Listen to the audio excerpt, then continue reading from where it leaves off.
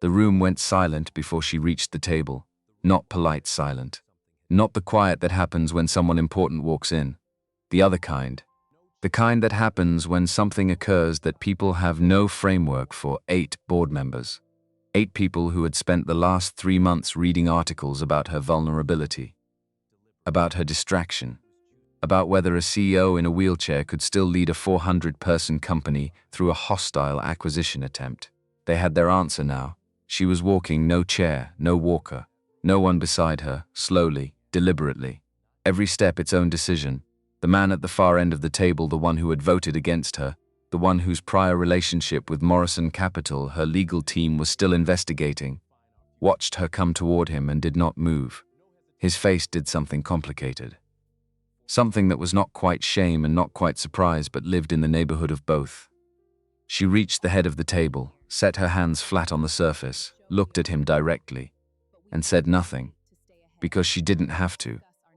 What nobody in that room knew, what none of them had been willing to believe, was that 4 months ago, a man pushing a cleaning cart had knocked on her office door at 11 o'clock at night and made her a promise. Atlanta Memorial Hospital, 5 years before, the waiting room smelled like old coffee and quiet grief. Darnell Cooper sat on the floor, not in a chair, the floor, his back against the cold wall, his legs stretched out in front of him, his daughter Zoe asleep on his chest, 3 months old, too small, warm like a secret the world hadn't discovered yet. Around him, people moved. Nurses walked fast with that particular efficiency of people who had learned not to slow down. A television in the corner played the late news with the sound turned low. Someone down the hall was crying, steady, rhythmic, the sound of someone who had been crying for a long time. Darnell didn't move. He had been sitting there for 2 hours and 43 minutes. He knew because he kept checking the clock above the nurse's station. Not because he was waiting for news. Not anymore. The news had come 40 minutes ago, delivered by a young resident who spoke carefully, like someone who had practiced the words but hadn't yet learned to carry them easily. Traumatic brain injury. The intersection of Peachtree and 5th. The other driver had run a red light. Denise had been coming home from her night shift at the grocery store, 3 blocks from their apartment. She had probably been thinking about whether Zoe was still asleep, whether Darnell had remembered to warm the bottle. She hadn't made it home. Darnell had understood every word the doctor said. The information had arrived clearly, had been processed clearly, but something in his chest had gone very quiet afterward, like a room where someone has cut the power. Everything still there. Furniture, walls, floor, just dark. Zoe stirred against him, made a small sound, somewhere between a sigh and a complaint. He pressed his hand gently against her back, that slow circular motion she had liked since the first week of her life. She settled. Her breath evened out. He kept his hand moving, kept watching the clock. At some point he couldn't have said exactly when something caught his eye at the far end of the corridor. A man sitting in a wheelchair outside one of the rehabilitation rooms, maybe 60 feet away, somewhere around 50 years old.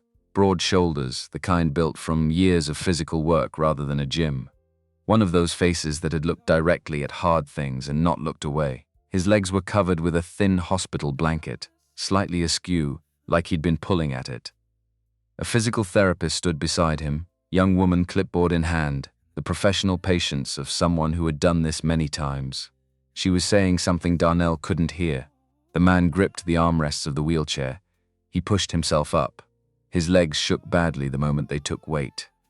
One foot slipped on the linoleum. He went down hard, caught the armrest just before he hit the floor, saved himself from a fall but not from the cost of nearly falling.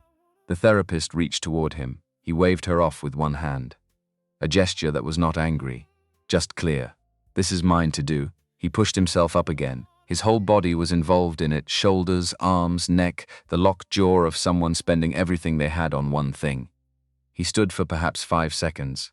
Then his left knee buckled, and he went down again, controlled this time, lowering himself back into the chair with whatever he had left. The therapist spoke again. Darnell could see her body language, careful, professional, encouraging. The man shook his head. He gripped the armrests for the 3rd time. Darnell watched this for a long time. He watched a man fall and stand and fall, and stand in a fluorescent-lit hallway at 2 in the morning, with no audience and no applause, and nothing guaranteed. The man did not look heroic. He looked exhausted. He looked like someone who had used up everything except the decision to keep trying and was running that decision on pure stubbornness now, like an engine running on fumes. Darnell had spent 3 years as a combat medic in the army. He had seen the body do extraordinary things and terrible things. He understood, in a way most people didn't, what the human nervous system could survive and what it couldn't. He had held pressure on wounds in conditions that textbooks described but couldn't fully prepare you for. But he had never seen anything that looked exactly like that. Like someone choosing, second by second, not to stop. Zoe made another sound against his chest. He looked down at her. This small person. This whole unwritten future. Sleeping like the world was entirely trustworthy. Like there was nothing it could do that she needed to worry about yet. He thought about Denise. The specific way she laughed when something genuinely surprised her, sudden, unguarded, nothing like her regular laugh. The way she always fell asleep reading and then insisted, with complete conviction, that she hadn't been sleeping. The way she had held Zoe for the first time in the delivery room, both arms, both hands, like she was holding something she already knew was the most important thing she would ever hold, and cried without making any sound at all. He looked back down the hallway. The man was standing again. Something shifted in Darnell Cooper at 2:17 in the morning in a hospital waiting room. The way things shift that don't make noise when they move. Not a decision, he announced. Not something he could have explained right then if someone had asked. Just a quiet turning the way a river finds a new channel, not all at once but stone by stone, degree by degree. He was going to learn how to help people do what that man was doing. He was going to spend whatever working life he had left in those moments, the unremarkable ones. The ones that happened in fluorescent light at 2 in the morning with nothing guaranteed and nobody watching. He kissed the top of Zoe's head. Carefully, so she wouldn't wake. "I'm going to do something that matters," he told her, very quietly. "I don't know everything it looks like yet, but I'm going to figure it out." She slept right through it. He sat with her for another hour before he let himself think about what came next. Cole Tower, Atlanta, 47th floor, 11:02 p.m. 5 years later, the 47th floor had a particular quality of silence at 11 o'clock at night. Not peaceful, corporate. The silence of a space that had been built for maximum output during designated hours and simply waited. Lights dimmed for those hours to return. The marble floors reflected the corridor lighting in long, clean lines. The air carried the faint, neutral smell of recycled climate control. Darnell Cooper pushed his cleaning cart along the corridor with the unhurried efficiency of someone who had learned exactly how much effort each task required. The wheels made a low, steady sound that he had long since stopped hearing. 3 years of night shifts left you comfortable in spaces that weren't built for you. You learned to move through them without disturbing anything. He was 28 years old. During the day, during the hours between when he dropped Zoe at school and when he picked her up, he attended the University of Georgia's Doctor of Physical Therapy program. Year 4. He was 8 months from his degree.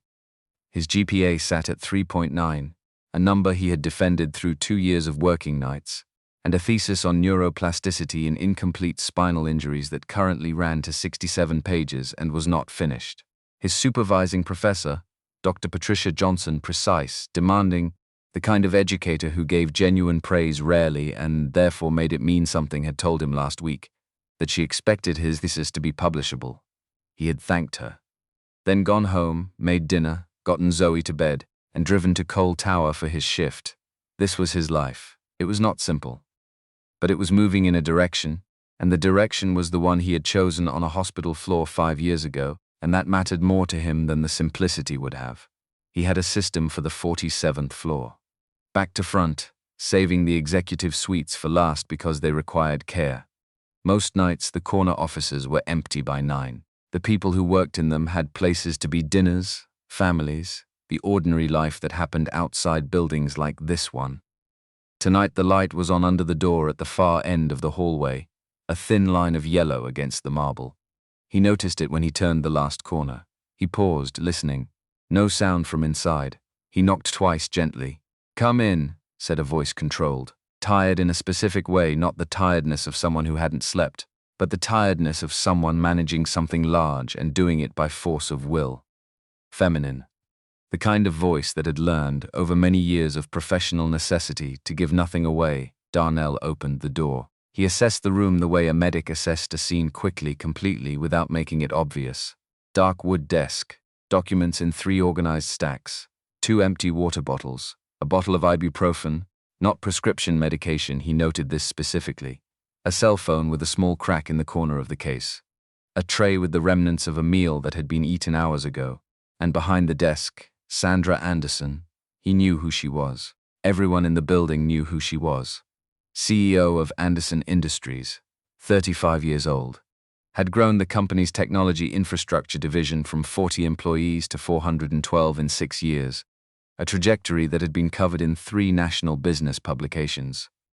The press described her as brilliant, demanding, and difficult to read, usually in that order. What the press coverage had mentioned, more recently, was the wheelchair, a skiing accident 6 months ago. The coverage had been careful about details. Her legal team was good, but enough had come out. A serious spinal injury, surgery, recovery timeline uncertain. She was still composed. Strong features, careful posture in the chair, her hair pulled back with the precision of someone who had decided their appearance would not slip regardless of what else was slipping. She wore a dark blazer over a deep burgundy blouse. Everything about the visible surface said, "I am managing this room and everything in it." But Darnell had spent 3 years studying the body's compensations. He wasn't looking at the surface. Left shoulder elevated approximately 3 centimeters above the right. Breathing pattern shallow and controlled, the specific shallowness of someone who had been bracing against pain, long enough that it had become automatic, a habit the body had developed to protect itself. Her left hand held a pen, but the thumb wasn't fully closing around it. The grip was compensated, the opposition between thumb and forefinger slightly off. Her core muscles were working visibly harder than they should be just to maintain seated posture. Incomplete T12 fracture. 6 months post-injury. He knew this presentation because he had studied it for 4 years, had written 40 pages specifically on it, had spent hours in simulation labs working through the neuromechanics with professors who had treated this injury type for decades. She was not recovering correctly. "I can come back later," he said. "There are other officers on this floor." She looked up, properly not the reflexive, non-registering glance that people in her position often gave to service staff. She looked at him the way someone looks when they are actually deciding whether to engage. "It's fine. I'll be here all night regardless." She gestured at the documents with a slight motion of her non-pen hand. "Board presentation in the morning. I review everything twice now." "It takes longer." She said it without self-pity and without invitation to respond, stating a condition of her current existence the way you'd describe the weather. He moved to the far corner of the office and began his work. This was the job: move through the space, do what needed doing, leave things better than you found them, disturb nothing that didn't need disturbing, but he was still watching her. The way she reached for the ibuprofen without looking at it, automatic, a gesture repeated many times daily. The way she pressed 2 fingers to her right temple briefly before returning her attention to the page. The slight tremor in her hand when she turned documents. He had seen this pattern before. Not in patients exactly, in soldiers. The ones who had sustained injuries and kept operating on sheer discipline, treating every signal from their body as a weakness to be overridden rather than information to be heard. They were often the most capable people he worked with. They were also the ones who broke in the most expensive ways when the override finally failed. He finished the far corner, moved toward the windows along the east wall. "Miss Anderson," she looked up. "When did you last take a real break? Not 10 minutes between documents. A genuine one." The office held a particular quality of quiet for a moment. She studied him, not with offense that would have been easier, with the focused attention of someone who had received an unexpected input and was determining what category it belonged to. "Hey? That's an interesting question from someone I haven't spoken to before," she said. "I ask because I'm watching you manage pain you're not acknowledging. The way you're sitting, your breathing, your left hand, a pause. I'm fine. You're compensating," he said. "That's not the same thing." She set her pen down, completely. Not a pause, a stop. "Do you know who I am?" "Yes, ma'am. You're Sandra Anderson. You run this company. Then you understand why scheduled breaks aren't a feature of my current situation. I understand why you've decided that. he said. I'm not sure the decision is right. Another pause. Longer. He kept working. She should have ended the conversation. Most people with her level of authority, in her position, would have a polite dismissal, a return to the documents, a door that remained professionally closed.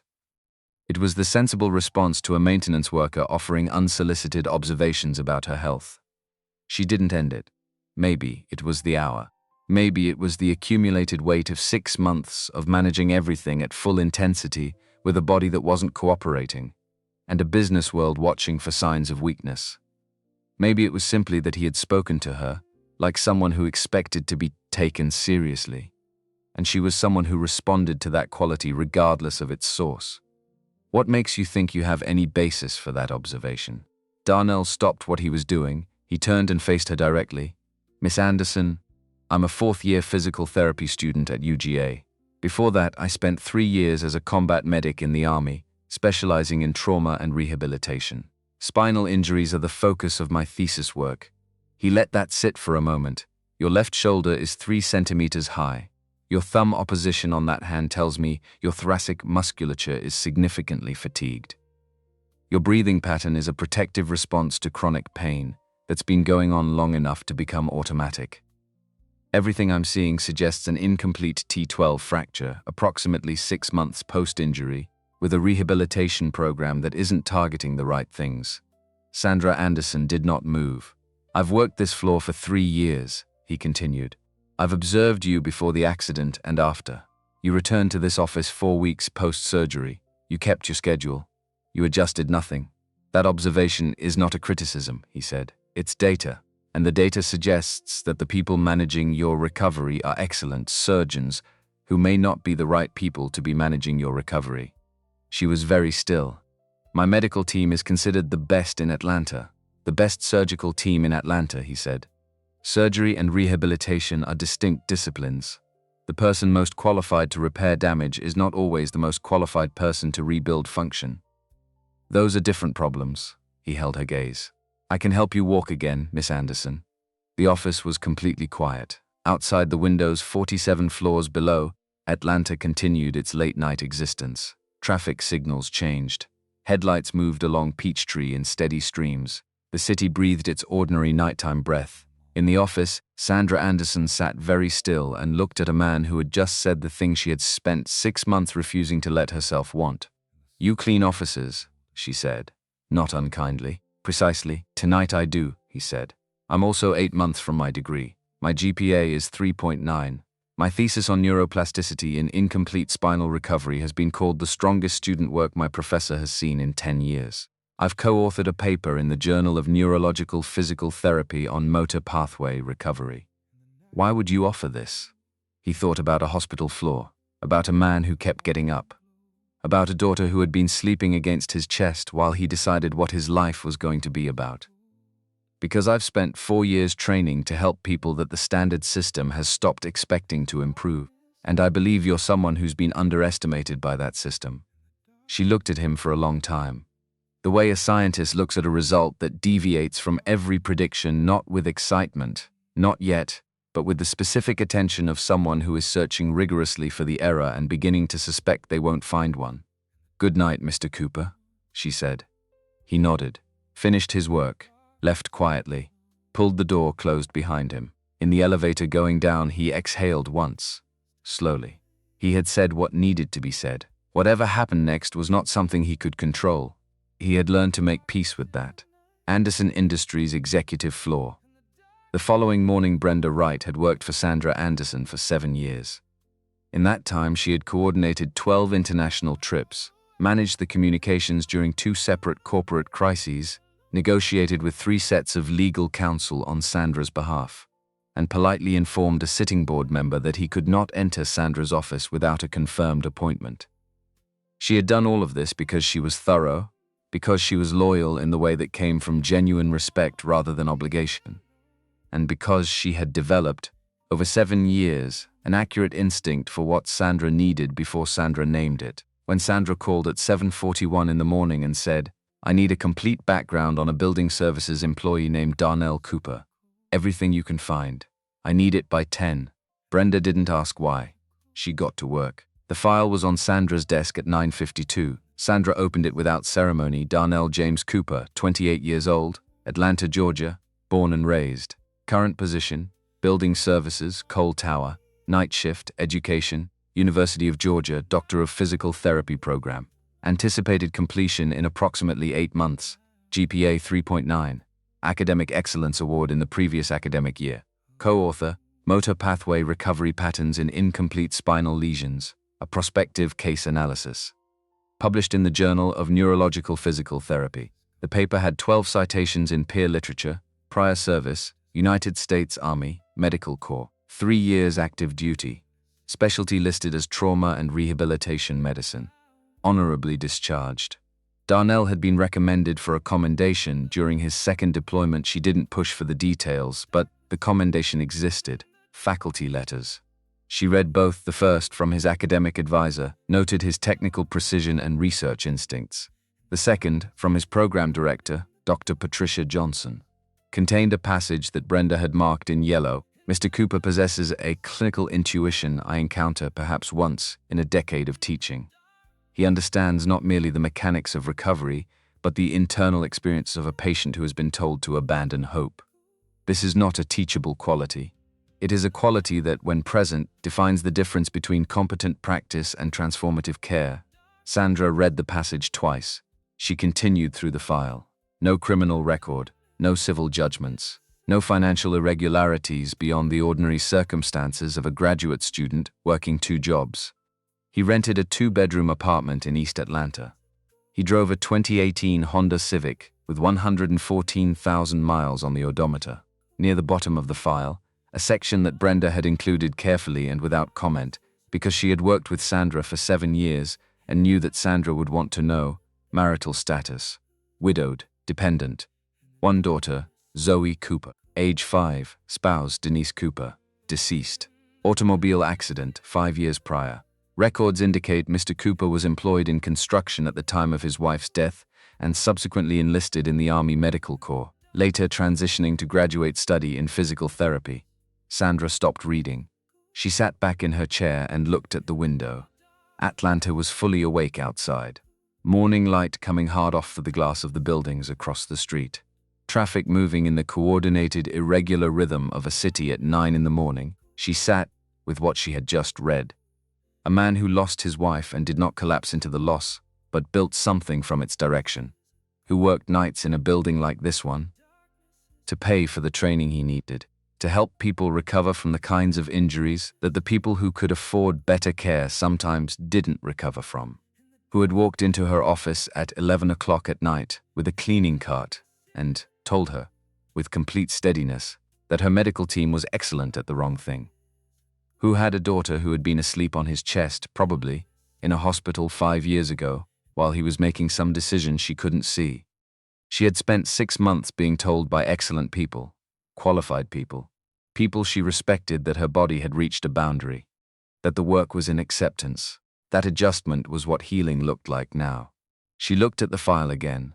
Then she looked at the passage. Dr. Johnson had written one more time. He understands not merely the mechanics of recovery, but the internal experience of a patient who has been told to abandon hope. Brenda, she said. Brenda appeared in the doorway within 4 seconds. Find out what time Mr. Cooper's shift ends tonight. I want him in my office before he leaves the building. Sandra's office that evening, 11:18 p.m. He knocked at the same time as the night before. Come in, same voice, but with something different in it, a deliberateness that hadn't been there at 11 p.m. the previous night. Like she had been thinking about the door opening, the documents on the desk had been reorganized. One stack cleared entirely. In its place, a single manila folder, centered precisely. Sit down, she said. He sat. She opened the folder and rotated it across the desk toward him, his own background file. Complete. He looked at it, then looked at her. You move quickly, he said. I always do. She let a moment pass. Your program director wrote that you understand the psychology of patients who've been told not to hope. She said it's not teachable. She's generous with her assessments. Is it accurate?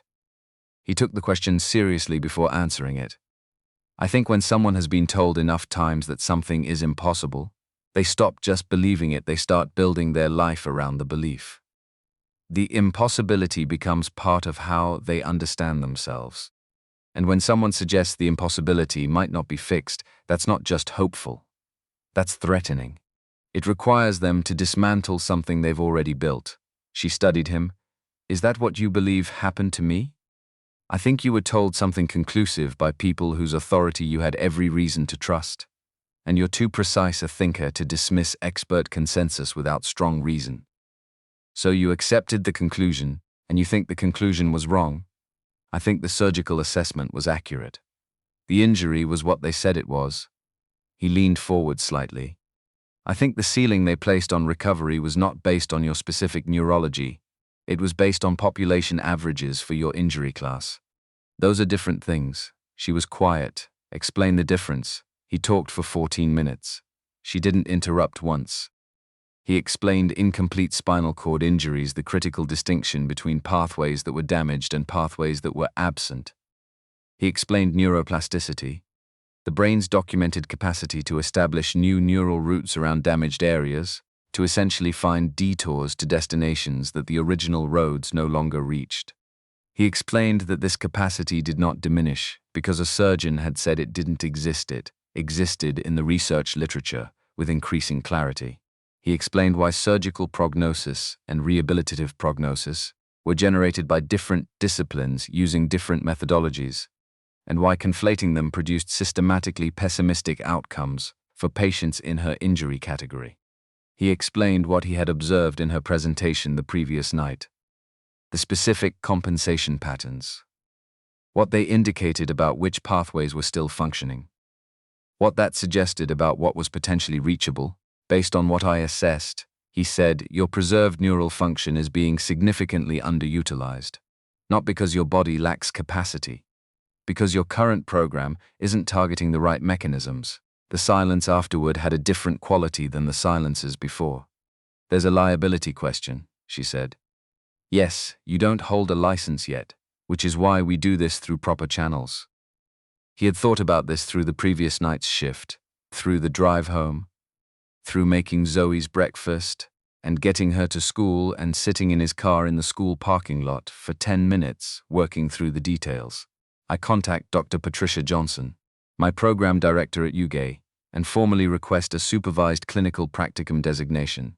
Every protocol I develop gets reviewed and co-signed by her before implementation. You sign a comprehensive informed consent document.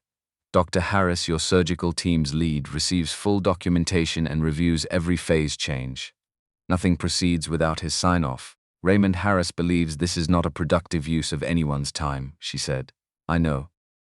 You communicated that last night.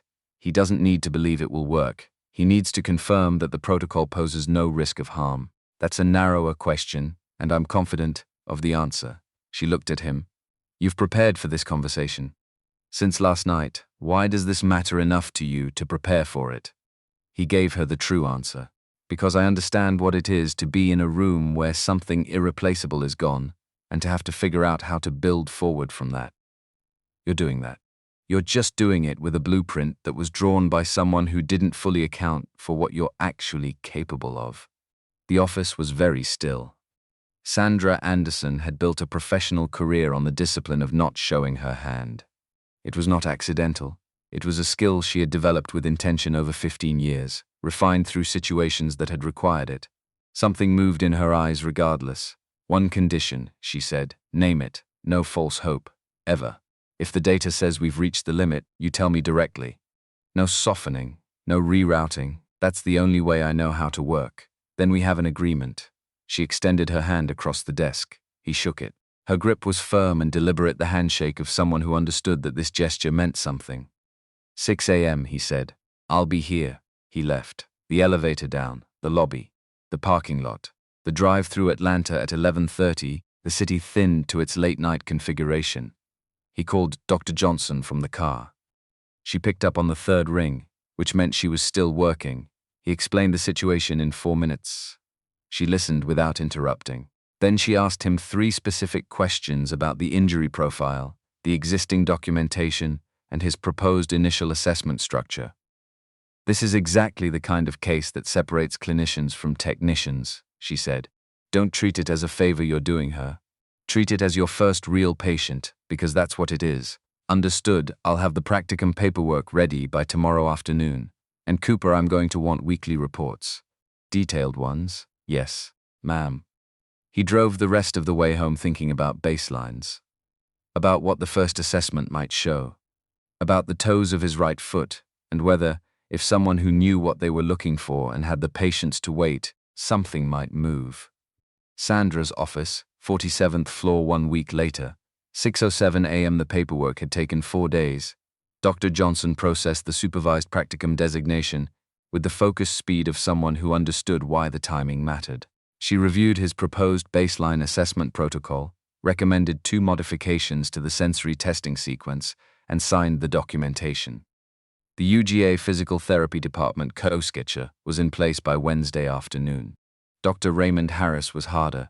He was a 61-year-old neurosurgeon with a reputation that had been earned over 30 years of technically demanding work.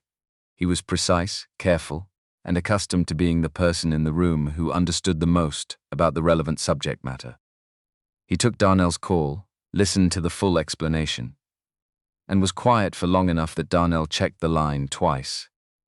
"You understand the weight of what you're asking me to sanction," Harris said finally. "Supervised clinical practicum, fully documented. Nothing outside evidence-based protocols already established in the literature. I'm asking you to review the baseline assessment once it's complete, and confirm that the proposed treatment protocol creates no risk of harm. That's the scope of what I'm asking. I understand the scope you're describing. I'm asking whether you understand what happens to her expectations if this doesn't produce results, Dr. Harris. The informed consent document she'll sign states clearly that there are no guaranteed outcomes. I won't be telling her she'll walk. I'll be telling her that the data suggests more potential than her current program is targeting, and that we're going to find out together whether that potential is real." Another pause. "Send me your protocols before each phase change. Anything I flag stops until I clear it." Agreed. "And one more thing, sir. If you are wrong about the ceiling, if you raise her expectations and the ceiling turns out to be where I believe it is, that cost is on you. You carry that. Do you understand?" "Yes, sir." Completely. He arrived at the 47th floor at 6:07 a.m. with a portable assessment table, a precisely organized equipment bag, and a single-page document summarizing what the first session would and would not involve. Sandra was already there, already dressed dark trousers, a fitted navy top, hair back. She had the quality of someone who had been awake for a while, which he suspected meant she had not slept particularly well. The ibuprofen bottle was on the desk again. He handed her the single-page summary without comment. She read it in approximately 90 seconds. "Baseline only today," she said. "Correct. No treatment. Assessment only. I need to know what we're actually working with before I propose anything." Understood. He set up the portable table with efficient movements. No ceremony, no performance of preparation. She watched him work with the specific quality of attention she gave to things she was evaluating. "You served," she said, 3 years. "Medical Corps. Why did you leave?" He set the last piece of equipment in place before answering. "My daughter needed a father who came home every night." Sandra said nothing in response to that, but something in the set of her shoulders shifted slightly, almost imperceptibly. The rigid quality of her posture released perhaps 2 degrees. He began the assessment. He worked methodically through the baseline protocol, explaining each component before performing it. "I'm going to map sensation across a grid pattern. You tell me what you feel: sharp, dull, pressure, nothing, or uncertain. There are no wrong answers. Uncertain is useful information." She nodded. He worked through the grid carefully. When he reached the lateral aspect of her left thigh, she said, "Pressure. Faint." He noted it without changing his expression. "That's not in your current clinical documentation," he said. "That specific location was never tested, I see," he continued. 3 more areas on the left side returned sensation responses that weren't in any of her existing documentation, none of them strong.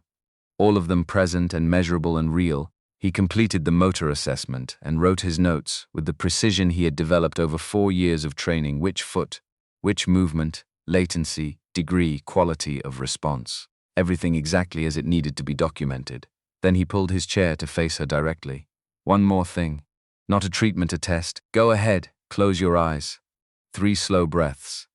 Then put your full attention on your right foot. Don't try to move it. Don't try to feel it. Just locate it, be aware of where it is in the room. She gave him a look that was not quite skepticism but was adjacent to it. Proprioception, he said. The brain's spatial awareness of where the body is. It's among the first functions disrupted by spinal injury and among the first that responds to targeted rehabilitation. I want to see if there's a signal. She closed her eyes. He watched her face, the focused stillness of it. Her breathing slowed deliberately. She was someone who knew how to concentrate completely. Now, he said quietly, see if you can move your right foot.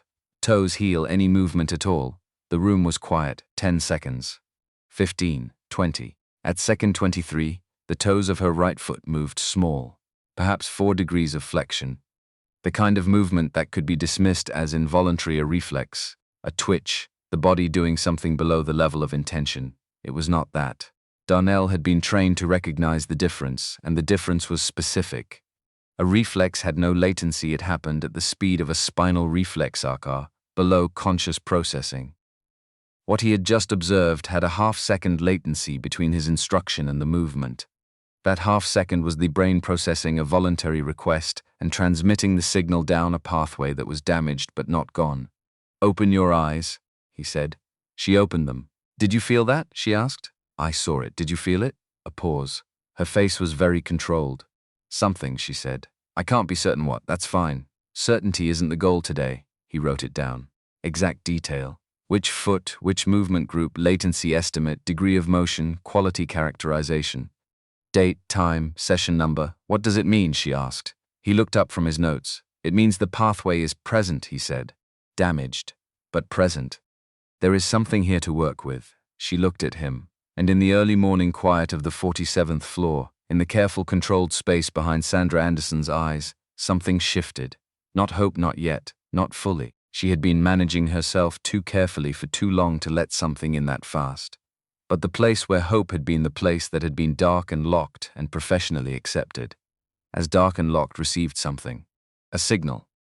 Faint, like pressure on the outside of a door. Same time tomorrow? He asked, repacking his equipment. Yes, she said. He moved toward the door. Mr. Cooper, he turned. She was watching him with the expression of someone who has just made a decision they intend to keep. Don't make me regret trusting you. I won't. He left. In the elevator, he allowed himself one quiet exhale. One small movement of 4 degrees. He had worked with patients who had rebuilt from less. The work was beginning. Anderson Industries' 47th floor, morning sessions. Weeks 2 through 11. 3 months is not a long time. In business, 3 months is a quarter. A reporting cycle. Numbers that either justify your strategy or expose it. In the human body, 3 months is something else entirely. 3 months is the brain sending the same signal down the same damaged pathway, again and again, with enough consistency that the pathway begins to respond. It is muscles that went quiet, being asked carefully, incrementally, with precise calibration to remember a language they once spoke fluently. It is the nervous system, which does not care about prognosis documents or surgical consensus, doing what nervous systems do when given the right conditions. Finding a way, 3 months can change what's possible. Darnell arrived at Sandra Anderson's office every morning at 6 o'clock. Without exception. He brought the same equipment bag, organized the same way each time. He brought the same documentation forms. He brought the same complete, undivided attention that he gave every patient he had ever worked with, which so far in his clinical life numbered 11, but which he treated as if each one were the only measure of whether he was doing the work correctly. He did not bring false hope. He had promised her he wouldn't, and he was someone who kept promises because keeping them was load-bearing in his understanding of how to live. What he brought instead was a protocol, evidence-based, built on the specific neurology of incomplete T12 injuries and Sandra's specific baseline data, not on population averages. Reviewed and co-signed by Dr. Patricia Johnson before each new phase, updated to Dr. Raymond Harris every 2 weeks, who read the summaries with the skeptical precision of a scientist. Looking for errors and, finding fewer than he expected, responded with increasingly brief clinical acknowledgments that contained no praise and no objection. Some mornings he also brought coffee. Not every morning, perhaps 3 times a week. He picked up 2 cups from the cart in the lobby on his way through, set one on her desk without comment, and began setting up his equipment. She never thanked him and he never expected her to, but she always drank it before they started, and he noticed, and that was enough small things. He had learned the weight of small things from 5 years of raising a daughter alone, and 3 years of working with people whose bodies were trying to communicate something important. Small things were how people showed what they actually felt before they found words for it, or before they decided they trusted you enough to use words. Progress came in the same incremental, measurable way that Darnell had told her it would, which was to say, not dramatically, and not in the straight upward line that people who hadn't done this work tended to imagine. By the end of week 4, Sandra could sustain controlled, voluntary movement in both legs for 15-second intervals. Not strong, not stable enough for weight bearing, but consistent, repeatable, clearly driven by intention rather than reflex. She could reproduce the movement on command. That was the distinction that mattered. By the end of week 6, sensory mapping showed restoration to 71% of the areas that had returned no response in her original post-surgical evaluation. 71% where the chart had said nothing. She had read that figure on the documentation he showed her, and not said anything for almost a full minute. By the end of week 10, she could stand at the parallel bars with both hands on the rails for 45 seconds. The first time she held 40 seconds, Darnell watched the timer and said nothing. When she let go and sat back, there was a pause, then, again, no celebration, no acknowledgement that 40 seconds was remarkable given where she had started. Just, again, that was Sandra Anderson. She processed results by repeating them until they became baseline, and then she asked what came next. Darnell was entirely comfortable with this approach. He documented everything with the rigor of someone who understood that the documentation would matter beyond this room. Every session had a written record. Every measurement was dated and time-stamped. Every protocol modification had a written rationale. He sent weekly summaries to Dr. Johnson, who responded with comments that ranged from brief technical notes to, occasionally, a single line that read something like, "This is good work, Cooper." High praise from her, and he knew it. Word had started moving through the building. Buildings carry information the way water moves, without direction, without announcement, finding every low point and collecting there. The executive floor staff knew. A few people in Sandra's outer office knew. The night security desk knew because Darnell had to be signed in before the cleaning crew's official start time, and security desks noticed everything. He had heard, secondhand, that 2 members of the facilities management team had discussed it in the parking garage. People had opinions. He had anticipated this. He had also anticipated his own response to it, which was to continue showing up at 6 a.m. with his equipment bag and do the work. What he had not anticipated, not fully, not with the precision that he applied to clinical variables, was that Sandra Anderson didn't particularly care what the building thought. She cared about data. The data was moving in the right direction. On a Thursday morning in the 11th week, Brenda Wright was at her desk in the outer office when Darnell arrived at 6. She was already working. She was usually working before Sandra arrived, which said something about the quality of the person Sandra had hired. "She's already in," Brenda said. She paused a beat. She received a call early this morning. Morrison Capital. Darnell absorbed that. Sandra had mentioned Morrison Capital once briefly, the way you mention a variable you're tracking but not yet worried about. How long has she been in? Since 4:30 he went in. Sandra was not at her desk. She was at the window on the east wall, both hands on the window ledge, standing. Using the ledge for support, yes, but standing. Looking out at the city going pale with early light.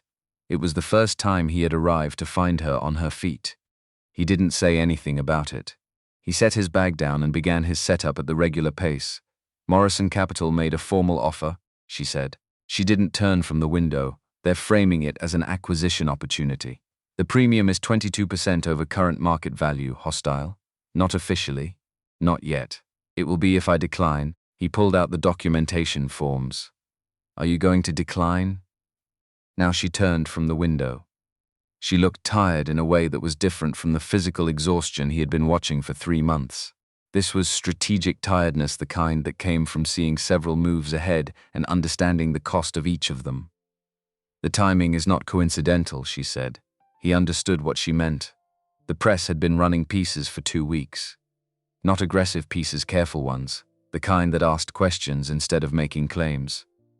Whether a CEO managing a significant disability could maintain the focus the role required.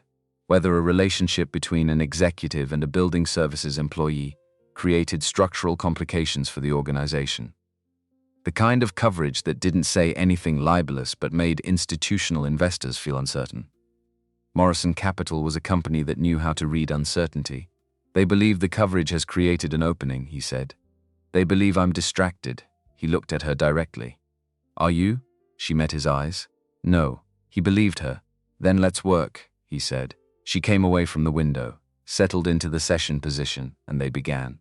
Piedmont Park, Atlanta, a Saturday afternoon in late October. It had been Sandra's suggestion. He had not seen it coming. She raised it at the end of a session on a Wednesday, in the careful tone she used when she had been considering something for a while, and had finally decided to say it. I'd like to meet your daughter. He looked up from his documentation. Why? Because you mention her frequently. And because, a pause that was uncharacteristic of her. If what's happening between us is going somewhere, then I should know whether I can genuinely connect with the person who is most important to you. I'd rather know that early. He took a moment before responding. She's 5. She asks approximately 1,000 questions per encounter, and she holds strong opinions on a range of subjects, including pasta shapes, the correct color for rain boots, and whether dogs understand English. I run a company with 412 employees. None of them are 5. Sandra almost smiled. That's an accurate distinction. They arranged it for the following Saturday. Piedmont Park. Mid-afternoon, when the October air had finally broken the Atlanta heat and left something clean and clear in its place. Darnell pushed Sandra's wheelchair along the main paved path. She had the walker now had been using it for short indoor distances, but she had declined it for today. She had said she wanted to meet Zoe without the effort of managing the walker's weight. She wanted her attention free. He had understood that completely. Zoe was already at the park with Miss Claudette, the retired nurse from their building who had, without anyone formally establishing this arrangement, become the person Darnell called when he needed someone he trusted completely to be with his daughter. Miss Claudette had her own opinions about most things and communicated them directly, which meant she and Zoe got along extremely well. Zoe saw them from 40 feet away. She was wearing her yellow dress, the one she called her sunshine dress. Her hair was in 2 puffs with yellow bands. She was holding a stick that she had apparently been using for some purpose she considered important, and she dropped it immediately when she saw her father and began walking toward them with the purposeful stride of someone who has business to conduct. She stopped in front of the wheelchair and looked at Sandra with direct, uncomplicated assessment. Are you Miss Sandra? I am, Sandra said. Daddy says you're working really hard to get better. That's true. Does it hurt? A pause that was brief and honest. Sometimes, Sandra said. Daddy says hurting means your body is working on something. Like when you fall down and your knee stings. That's your body fixing the place where you got hurt. Your father is right about that. He's right about a lot of things, Zoe said in the tone of someone reporting an established fact. Except he puts too much spinach in the scrambled eggs. Nobody wants that. Sandra looked at Darnell. Darnell found something on the horizon that required his attention. Can I sit next to you? Zoe asked. Of course. Zoe climbed onto the park bench beside the wheelchair with the complete unself-consciousness of a child who had not yet learned to calibrate her behavior for unfamiliar adults. She simply sat down, arranged herself, and began talking. She talked about her kindergarten teacher, Miss Patricia, who was very kind but sang the words to the cleanup song in the wrong order, which Zoe found troubling. She talked about her best friend Amara, who was learning cartwheels and was going to teach Zoe, and this was going to happen very soon. She talked about a cat she wanted to have, named Biscuit, who didn't exist yet but was going to live in her bedroom when her father said yes, which was going to happen eventually because she was patient. Sandra listened, not with the polite attention of an adult enduring a child's monologue. With the quality of attention she gave to board presentations total, sequential, retaining the details. When Zoe finished one topic and began another, Sandra tracked the transition. When Zoe referenced something she had said 3 topics ago, Sandra's face showed she had kept it. Darnell stood back a few feet and watched. He had thought carefully about this meeting, the way he thought carefully about things that mattered. He had considered the possibility that it would be awkward, that Sandra's relationship with children was simply undeveloped through years of professional focus, and that Zoe would sense the gap and become quieter than usual, and that the afternoon would be fine but not what it needed to be.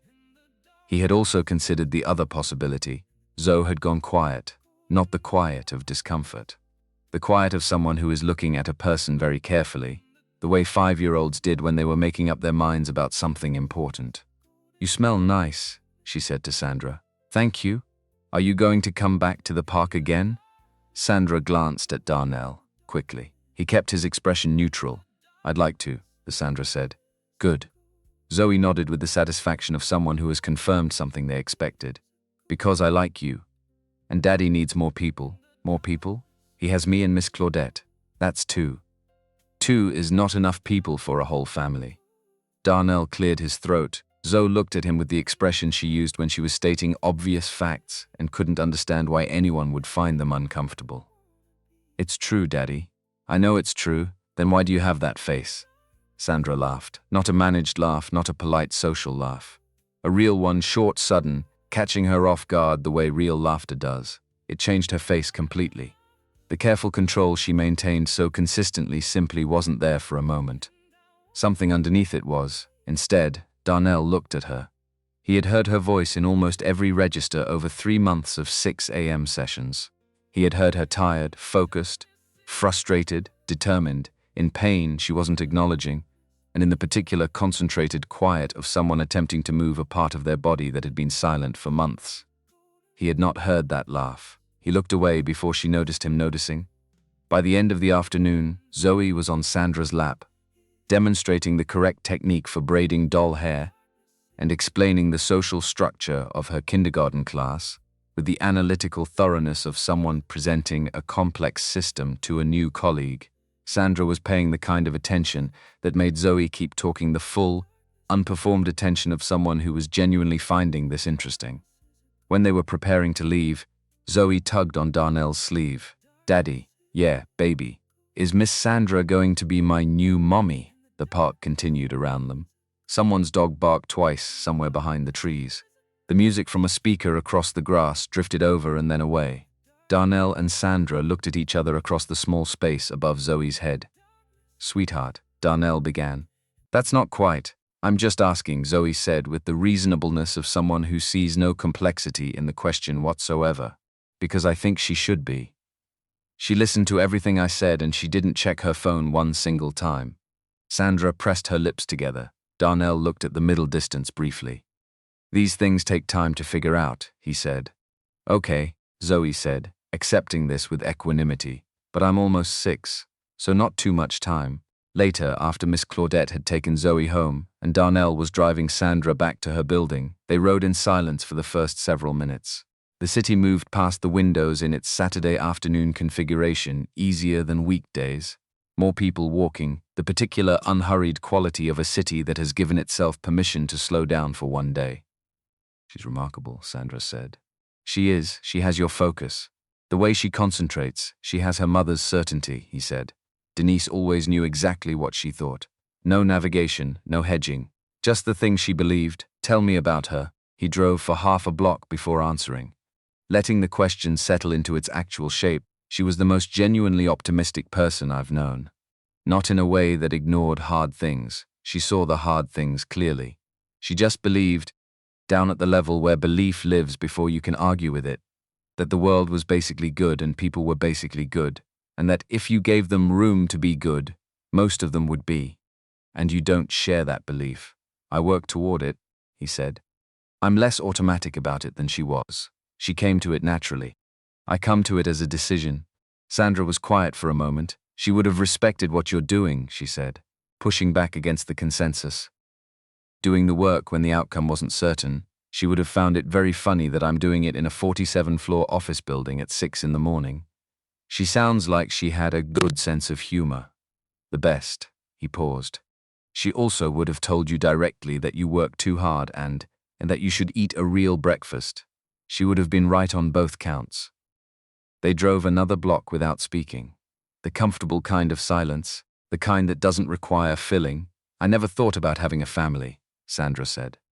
She said it without apology, without explanation, just a statement of the way things had been.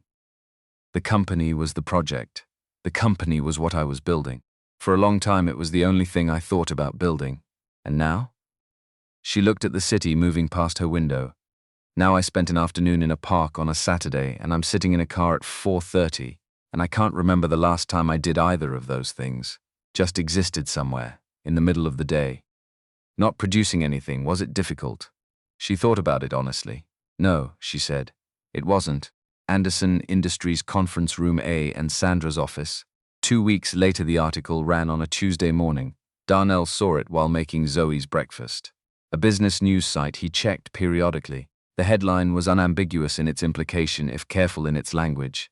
Anderson Industries stock dips as CEO recovery program, draws board scrutiny. He read it in full while Zoe ate her oatmeal. The piece was constructed with the precision of journalism, designed to raise questions without technically making claims. It described the supervised clinical arrangement in accurate technical terms, and then, in the same paragraph, noted that no formal review by Anderson Industries Medical Advisory Board had been conducted. It quoted two unnamed sources, one described as a senior industry analyst, one as a person familiar with the company's governance structure, who expressed concern about the optics of the CEO's personal and professional relationship with a building services employee. The implication was legible. Sandra Anderson's judgment was compromised. Her decisions could not be fully trusted. Darnell put his phone down, finished making Zoe's lunch, got her to school, arrived at the 47th floor at 6. Sandra had the same article open on her laptop. She closed it when he came in, with the controlled motion of someone setting aside something they have already finished processing. I saw it, he said. Good morning. How is the board responding? She sat back in her chair and considered the question with the precision she gave to complex inputs. Lorraine Mitchell called at 7:15 last night. She wants a private meeting this week. Who is she? Senior board member. 12 years. Her opinion shapes the room when she speaks, the others recalibrate. He set up his equipment. What does she want from the meeting? She wants to discuss whether my personal circumstances are creating liability for the company. Sandra paused. She lost her husband 3 years ago. He was ill for 2 years before that. Over the years, in the margins of conversations about other things, I've gathered that the illness involved a treatment decision she still carries. Something about following hope that turned out not to be grounded. She said this carefully. The way she said things she had thought about from multiple angles. I don't believe her concern is malicious. I believe she's seen something go wrong in a way that stays with you, and she's looking at my situation through that experience. What are you going to do? My job, she said. The same thing I always do. She moved to the session position. Let's work. 2 days later, Lorraine Mitchell sat across from Sandra in the corner office for 40 minutes. Sandra told Darnell about it that evening. In the straightforward way, she reported things she was still organizing internally. Lorraine had spoken for the first 10 minutes. She had said, with genuine care and the authority of someone who had been watching this company for 12 years, that the press coverage was affecting institutional investor confidence, that the supervised clinical arrangement, however well-intentioned, created the appearance of preferential treatment and blurred professional boundaries in ways that a board had to take seriously. That Sandra, who was managing a significant physical limitation and had introduced a personal relationship with a subordinate employee, was operating under conditions that reasonable people on the board found concerning. She had not been unkind. She had been thorough. Sandra had let her finish completely. Then she had opened her desk drawer and placed a folder on the table between them. Inside, the full clinical protocol documentation from the first session forward, the supervised practicum certification from UGA, with Dr. Patricia Johnson's credentials and contact information, Dr. Johnson's co-signature on every phase of the protocol, Dr. Raymond Harris's bi-weekly review records, including 2 instances where Harris had flagged a proposed modification and Darnell had revised the protocol in response.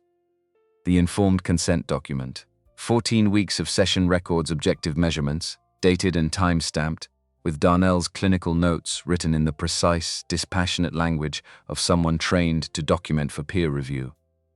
"Read it," Sandra said. Lorraine read it.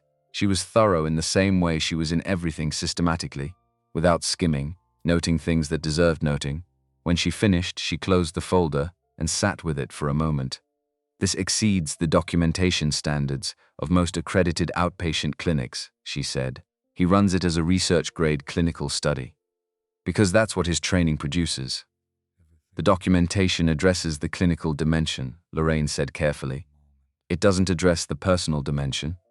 "The personal dimension is not a board matter," Sandra said. "But I'll address it anyway, because I think you deserve a direct answer." She held Lorraine's gaze. "The man who gave you false hope didn't document a single session. He had no academic credentials you could verify. He had no supervisor reviewing his work. He told your husband what he wanted to hear, and there was nothing structural in place to challenge that." Lorraine was very still. "Darnell Cooper told me in our second real conversation that there were no guarantees.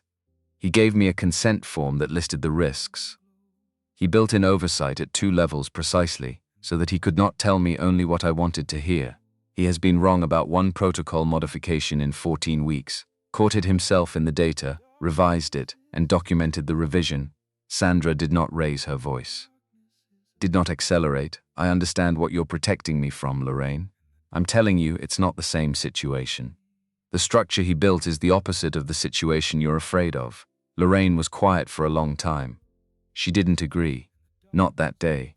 But she listened in the way of someone genuinely reconsidering, and that was different from the way she had listened when she walked in. "I'll need to review the full documentation independently," she said. "Take it with you," Sandra said. "All of it." The Morrison Capital offer formalized the following week. Full acquisition proposal, submitted through legal channels. 22% premium over market value. The position paper included a phrase that Sandra had underlined in red and shown to no one except Brenda: the opportunity to provide stability and continuity during a period of leadership transition. Sandra called an emergency board meeting for the following Thursday at 9 a.m. Darnell's apartment, East Atlanta. A Wednesday evening, Darnell found out on a Wednesday afternoon. He was at UGA for a thesis revision meeting with Dr. Johnson, working through the methodology section. She had questions about his sampling rationale, and they had been working through the answers for 40 minutes. When she set down her pen and said, with the directness he had always appreciated in her, that there was something else they needed to discuss, she explained it carefully.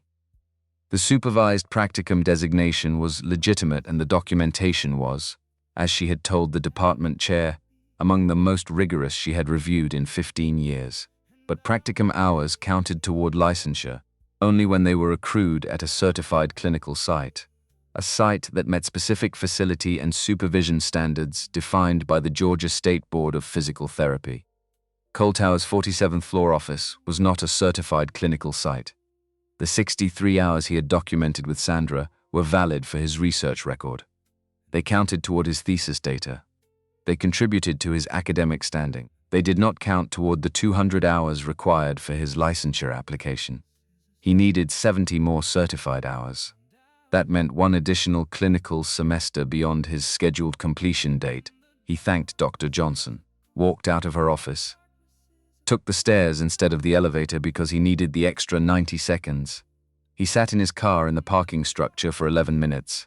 He did the math 3 times. His financial aid package covered the standard 4-year program timeline. An additional semester fell outside that coverage. He had savings. 2 years of careful accounting on a night shift income had built a buffer. But he had also been making small, consistent deposits into a separate account. Since Zoe was 3 months old, money he thought of as her future, her options, the thing that meant she would have choices he hadn't had. He could cover the additional semester if he used the car fund. The Civic had 114,000 miles on it and ran well. It could run another year, maybe longer. He called Miss Claudette, asked if she could take Zoe for the evening. She agreed without questions, which was one of the many things he valued about Miss Claudette. He drove home, sat at the kitchen table with a legal pad, and worked through the numbers with the same methodical attention he brought to clinical calculations, because the numbers deserved the same respect. He was in the middle of the third pass through the figures when the front door opened. Miss Claudette had a church commitment on Wednesday evenings that he had forgotten about. She had dropped Zoe home early. Zoe came in, dropped her backpack by the door with the practiced accuracy of someone who had done this thousands of times, climbed into the chair across from him at the kitchen table, looked at the legal pad covered in numbers. "What are you doing?" "Working through something." "Is it hard?" "A little," she nodded with the gravity of someone who understood that hard things existed and respected them. She sat quietly for a moment, which was unusual for Zoe and which meant she was paying close attention, Daddy. "Are you going to sell the car?" He looked at her. "What makes you ask that?" "I heard you tell Miss Claudette on the phone that you were thinking about it." He exhaled slowly. He had made that call while Zoe was supposedly watching her show. He had apparently underestimated her attention radius. "I might. For a little while. While I figure some things out." "Is it because of school?" "Yes." She absorbed this, looked at the legal pad, looked at him. "I could tell Miss Sandra," she said. "She has a lot of money." "No, baby, but no, that's not how we handle things." Zoe studied him with the expression she deployed when she was deciding whether to accept something or file it for future discussion. "Okay," she said finally. "But I'm going to think about it, Zoe." "Thinking doesn't cost anything, Daddy." He could not find an argument against this.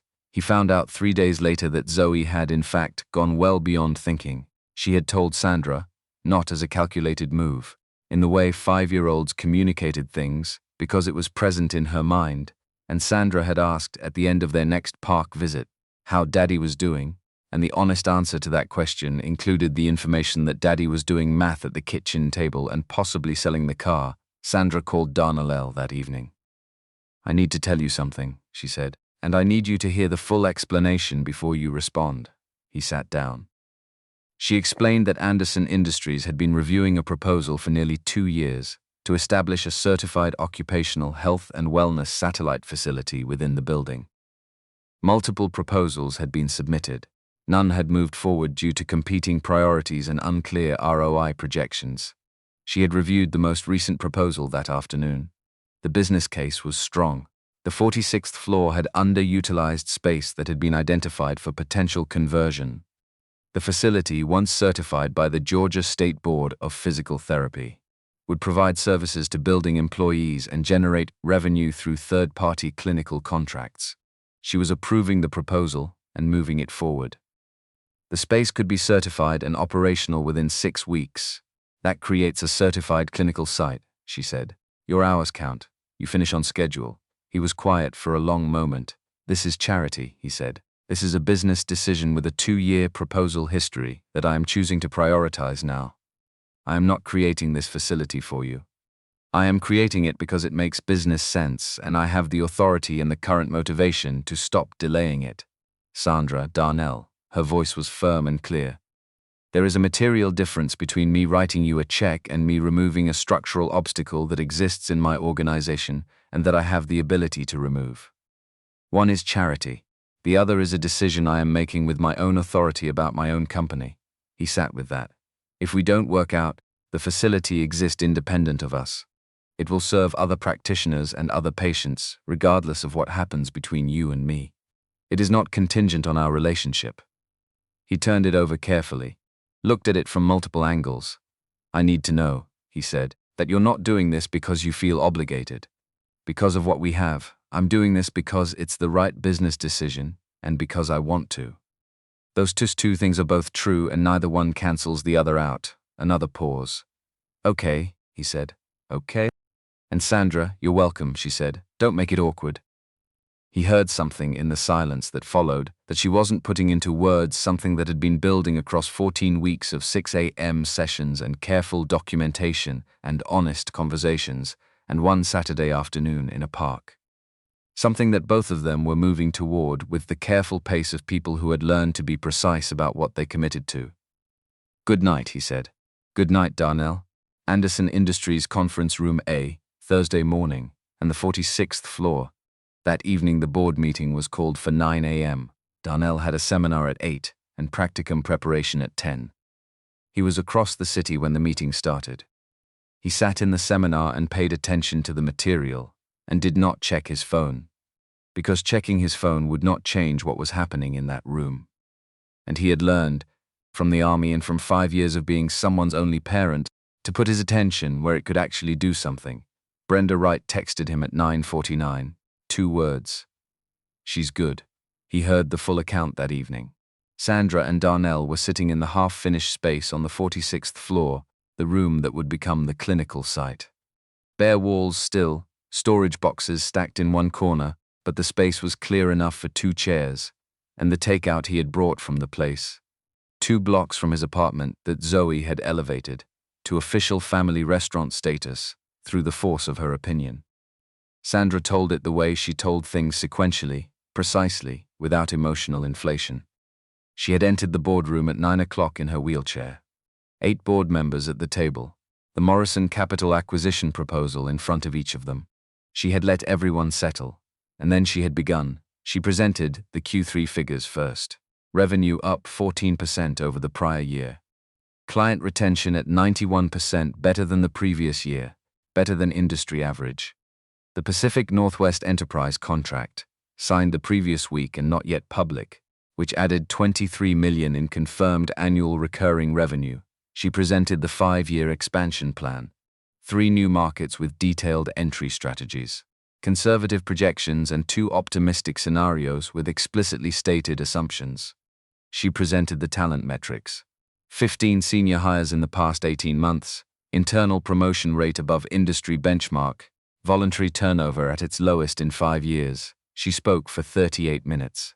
Without notes, then she stopped and let the room be quiet. Morrison Capital has timed this offer based on a belief that Anderson Industries is vulnerable. Because I am vulnerable, she said. I want to address that directly. No one moved. I have an incomplete T12 spinal injury. I have been in this wheelchair for 6 months. I work with a clinical practitioner who has produced measurable progress toward recovery under full medical supervision and documentation. That clinical relationship has become personal as well. She looked at the table. I'm not telling you this because it's board business. It isn't. I'm telling you because allowing Morrison to define the narrative about my situation is not something I'm willing to do. I define my narrative. Bernard Cole, the longest-serving board member, 64 years old, on the board since Sandra's father ran the company, leaned forward. The numbers are strong. Sandra? Yes. The question at this table is whether the circumstances affecting your personal life are also affecting your leadership. My attention is not divided, she said. It has expanded. I am a better CEO this quarter than I was a year ago. Not despite what I've been through. Because of it, I have a clearer understanding than I have ever had of what it costs to build something, and I have more conviction, not less, about what this company is for and why it matters. Lorraine Mitchell had been silent through the entire presentation. She spoke now. I reviewed the complete clinical documentation independently, she said. Her voice was measured. The protocol is rigorous. The oversight structure is sound. The documented progress is real. A pause. I have no objection to the clinical arrangement, and for the record I have observed Sandra Anderson lead this company through 2 difficult periods in 12 years. She has never once allowed a personal circumstance to compromise a professional decision. I see no evidence that standard has changed. The vote was called 6-1 to reject the Morrison Capital acquisition proposal. The single dissenting vote came from a board member who had joined the board 14 months ago, with a prior professional relationship to Morrison Capital that Sandra's legal team had been quietly reviewing for the past week. That review was nearly complete. After the vote, the room cleared. Lorraine stayed. Thank you, Sandra said when they were alone. Lorraine gathered her papers deliberately. The way she did everything. I read the documentation carefully, she said. What you said about his approach, the built-in uncertainty, the oversight structure, the documentation, you were right. It is structurally different from what I was afraid of. I know. I'm still cautious by nature, Lorraine said. But I'm cautious about the right things. That's all I've ever asked of you. Lorraine paused at the door. She looked at Sandra with the expression of someone who has revised a long-held position and is acknowledging the revision without drama. He'd better be worth it, she said. He is, Sandra said. Darnell listened to all of this in the half-built room on the 46th floor, the takeout containers between them. the city visible through the window going into its evening configuration. "You handled it exactly right," he said. "I handled it the only way I know how. That's what I said." She looked at him. In 3 months, he had watched her be precise and demanding, and occasionally brilliant, and once or twice, only once or twice, genuinely afraid, though she would not have used that word. He had watched her rebuild something real from the inside out, one session at a time, with the consistency of someone who had decided the work mattered and then simply did the work. "Darnell," she said. "Yeah, I want to say something and I need you to let me finish it." "Okay." She looked at the window for a moment, then at him. "I don't have a framework for this," she said. "I've run negotiations with billion-dollar stakes. I've managed board dynamics and investor pressure, and 2 acquisitions and 1 near hostile takeover. I understand how those systems work." She stopped, started again. "I have never had someone in my life who made me feel like the thing I was doing was mine. Not managed, not assessed, not measured against some external standard. Mine. You tell me when I've reached the limit of what the data supports, and you tell me when I've exceeded what you thought I could do, and both times you say it like it's just true. Like I'm just a person, doing a thing." He was quiet. "I've been a CEO for 6 years," she said. "I don't remember the last time someone treated me like I was just a person doing a thing." "You are," he said. "That's all you are in that room at 6 in the morning. Someone doing the work, I know. But you're the reason I know that." He looked at her. In the bare room, in the lamplight from the single fixture they had turned on, with the city visible through the uncurtained window, Sandra Anderson looked at him without the management layer, without the precision and the control and the careful professional distance she maintained everywhere else. Just herself. "I care about you," she said. "Considerably more than I know how to be neutral about." He was quiet for a moment. "Sandra, you don't have to. I care about you too." He said it simply. Because it was simple.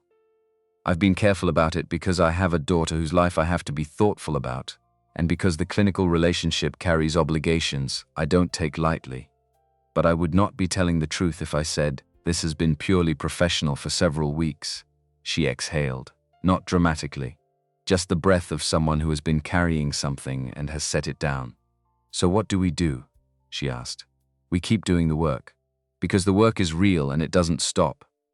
And we let the rest develop at the pace it needs to develop. You're methodical about everything. It's how I'm built. It's also one of the things She stopped. "One of the things you what?" She looked at him with the expression of someone who has decided to say a true thing. "One of the things I trust about you," she said. "You don't move faster than the data supports. With patience or with anything else." "No," he agreed. "I don't." Outside, Atlanta settled into its nighttime rhythms. The big buildings across the skyline lit their upper floors against the dark. Traffic thinned on the streets below. The city became a quieter, smaller version of its daytime self. Inside, 2 people sat in a room that was in the process of becoming something not finished, not declared, but moving toward a shape that both of them could see, one careful step at a time. That was the only way. Darnell Cooper knew how to build anything that lasted. Anderson Industries' 46th floor clinical site, month 9. The room had changed completely. 6 weeks after Sandra approved the build-out, the 46th floor space bore no resemblance to the bare room where they had eaten takeout and said things that needed to be said. The storage boxes were gone. The walls were painted a clean, neutral white that caught morning light well. 2 parallel bars were anchored properly into a reinforced floor section. Not portable equipment, permanent installation. A padded treatment table along the east wall. A documentation station with a proper chair and adequate lighting. A small equipment cabinet with organized shelving. A window running nearly the full length of the south wall that let the morning light in at an angle that made the room feel. From the first day they used it, like a place where things were possible. Brenda Wright had overseen the build-out personally. She had coordinated with the building operations team, the Georgia State Board of Physical Therapy Certification Inspector, and the contractor with the same precise efficiency she applied to every task Sandra gave her. When Darnell had thanked her, she had said, without looking up from her work, "I've been with Sandra Anderson for 7 years. I know what matters to her. This matters." And that was the end of the conversation. The facility received its certification on a Thursday. Darnell had driven to the building that evening after his shift and stood in the empty room for a few minutes. He had looked at the parallel bars, the treatment table, the documentation station with its clean surface. He had thought about a hospital hallway at 2 in the morning, a man getting up for the third time from a wheelchair. Then he had gone home and made Zoe's lunch for the next day and gone to bed. Month 9 arrived the way all months did, not as a marker, just as a continuation of the daily work that had been accumulating since October. Dr. Raymond Harris requested the reassessment himself. This was notable. In 9 months of bi-weekly reports and protocol reviews, Harris had been the skeptic, not hostile, not obstructive, but consistently the person who read Darnell's data, looking for the error rather than the progress.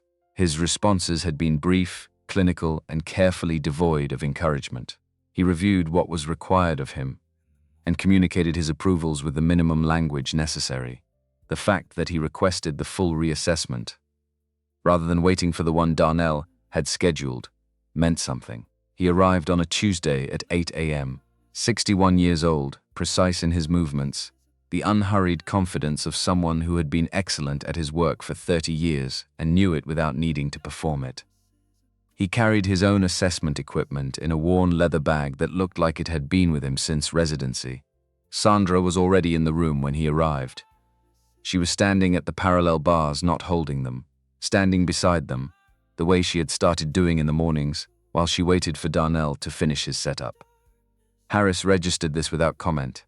He set his bag down, greeted them both with the professional brevity of a man who found social preamble inefficient, and began. Darnell stood at the documentation station and recorded.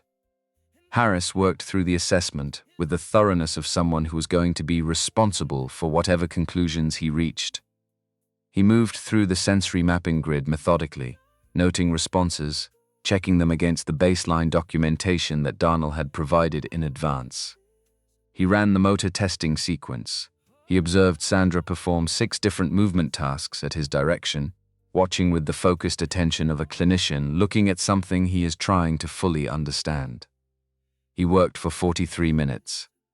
Then he sat at the small desk in the corner and spent several minutes reviewing his notes against Darnell's baseline records from month 1. The room held its quiet. Harris looked up. Sensory recovery is at 76% of the original deficit areas, he said. 78, Darnell said. The lateral thoracic segments at T11 responded in the past 2 weeks. I have the documentation. Harris looked at his notes, looked at Darnell's documentation. Cross-referenced, 78, he said. Motor control active voluntary. Below the injury level, you're showing 58% of normal function. The left hip flexor group was lagging. We modified the proprioceptive sequencing 4 weeks ago. It's been responding. I see the modification in the records. Harris was quiet. He cleaned his glasses with a deliberate motion, the particular gesture Darnell had observed in other senior physicians, of someone giving themselves a few seconds to absorb an unexpected result. My original prognosis for this injury class, in a patient with this profile, was 10 to 15% functional motor recovery over 12 months with standard rehabilitation. Yes, you're at 58%. In 9 months? Yes, Harris put his glasses back on. He looked at Darnell with the specific quality of attention that a rigorous scientist gives to a result that has exceeded every projection, not with excitement, but with the focused inquiry of someone who needs to understand the mechanism. I want your complete protocol, he said. Not the phase summaries, the full documentation. Exercise sequencing, neurological stimulation timing, proprioceptive integration architecture, patient education component, all of it. I can have it to you by Friday. I want to understand what you accounted for that I didn't. Darnell took the question seriously before answering it. You accounted for the injury, he said. I accounted for the person. Harris looked at him. Elaborate, standard rehabilitation frameworks are built from population data, what the average patient with this injury class achieves in this time frame under standard conditions. They're not built from the individual's specific neurology, their cognitive relationship with their recovery, their existing motor cortex architecture, or their capacity to understand and actively participate in the mechanisms of what they're doing. Motivation as a variable. The evidence is mixed. Motivation in isolation, yes. But Sandra wasn't just motivated. Darnell chose his words carefully. She understood, from the second week, exactly what neuroplasticity means in functional terms. She understood why visualizing a movement before attempting it was not a psychological technique but a neurological one, that the visualization and the attempt were both building the same pathway. She wasn't complying with exercises. She was a participant in her own recovery, with full comprehension of what she was doing and why. Harris sat with that. She also has an exceptional baseline motor cortex density, Darnell continued. She was an athlete through college and her 20s. Her brain had a rich library of movement patterns to rebuild from. That's not something standard prognosis tools capture. That I should have waited, Harris said. Yes. Harris looked at his notes one more time. Then he set them down. Cooper, sir. When you first contacted me about this arrangement, I told you that if you gave this woman false hope and she fell apart because of it, that responsibility was yours. I remember. I want to be precise about what I'm saying now. Harris looked at him directly. You didn't give her false hope. You gave her accurate hope, which is a different thing entirely, and considerably more difficult to do. I want you to know that I understand the difference. It was not an apology. Harris was constitutionally disinclined toward apology. But it was a precise, deliberate acknowledgement from a man who chose his words carefully, and Darnell received it as such. Thank you, Dr. Harris. Harris turned to Sandra, Miss Anderson.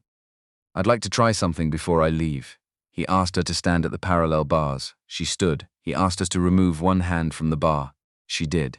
He watched her balance the micro-adjustments, the core engagement, the way her weight distributed between her feet.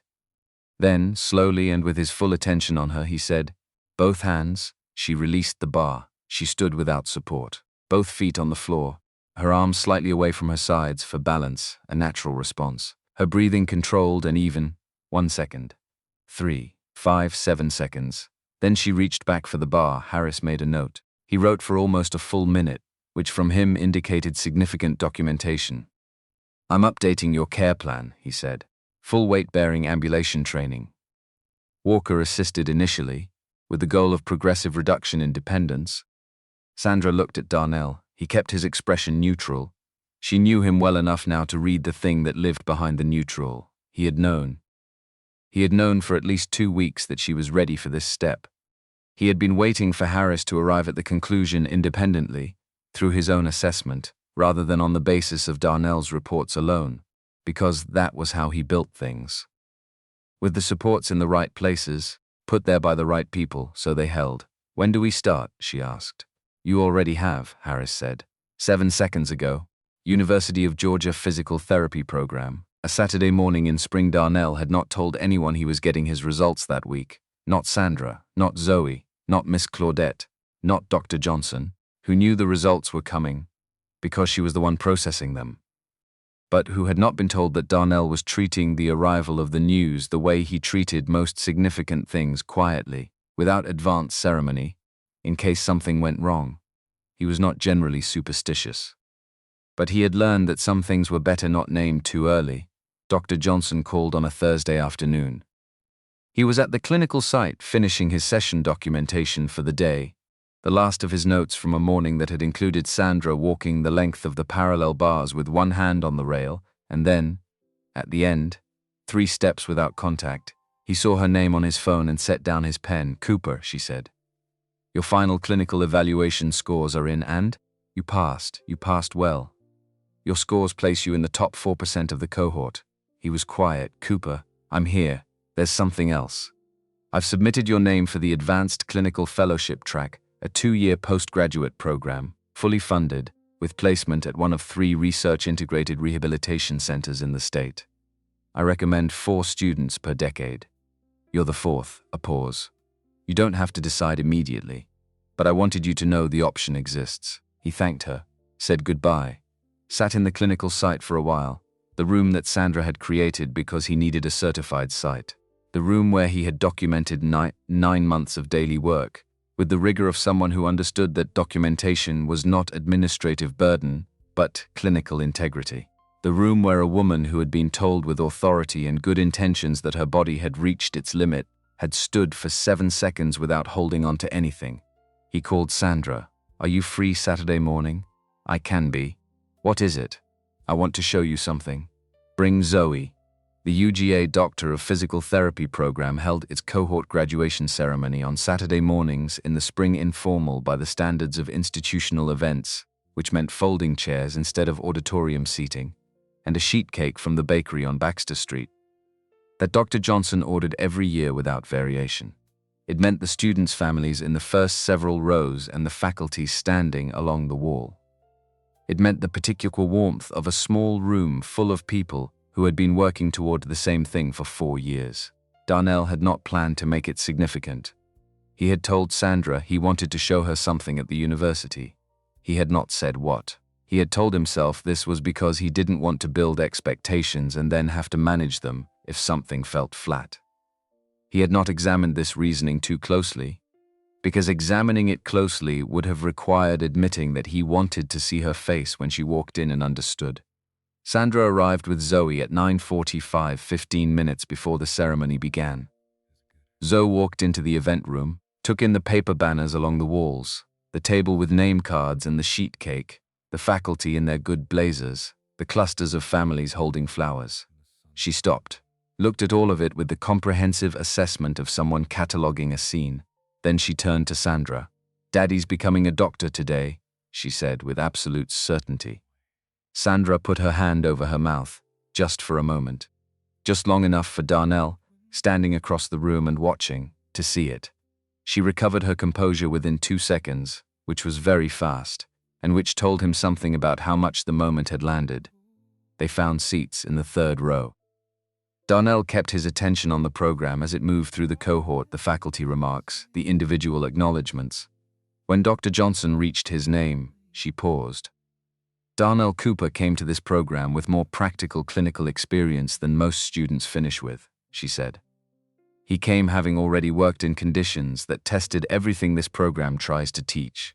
But what he brought, that 4 years of curriculum cannot produce, what I can tell you, after 40 years of teaching, is genuinely rare, is the understanding that recovery is not a thing you do to a patient. She looked at him directly. It is a thing you do with them. It requires that you see the person, not just the injury. That you understand not only the mechanics of what the body can do, but the internal experience of someone who has been told what it can't. Darnell Cooper understands both of these things. He has produced clinical outcomes in the past year that I will reference in my teaching for the remainder of my career. In the 3rd row, Zoe had gone completely still. This happened rarely.